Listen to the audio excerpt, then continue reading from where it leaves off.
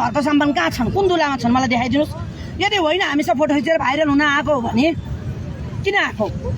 जसले आफ्नो एउटा लगाएको शरीरको कपडाको चेन लाउन सक्दैन, जसले कानुनको नियमको पालना गर्दैन, एउटा हातले मोबाइल चलाएर के अरे स्कुटर चलाएर भ्लग बनाएर हाल्छ, अनि त्यस्तो सांसदबाट हामीले एक्सपेक्टेसन के गर्छौँ?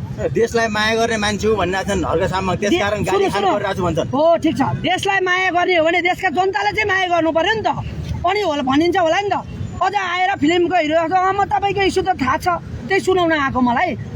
मैले तपाईँ मलाई चिन्छु रे, इस्यु नै थाहा छ रे, अनि लभ लेटर लेख्न आएको त यहाँ म उठा भन्नु पऱ्यो नि त। सदनमा शोभा पाठक 3 वर्षदेखि सडकमा छिन्, म सांसद नहुँदादेखि मलाई थाहा छ यो मुद्दा, अनुसन्धान गर्दै यसरी महिला राख्नु हुन्न भन्नु पर्दैन। अनि फोटो खिचाएर भाइरल बनाउँदै हिँड्ने, रिफिन धमला आयो त्यही गरेको छ, गृहमन्त्री आयो त्यही गरेको छ, अनि हामी चाहिँ के ठुलो हामी फोटो खिच्ने के पात्र हो उहाँहरूसँग बस्ने?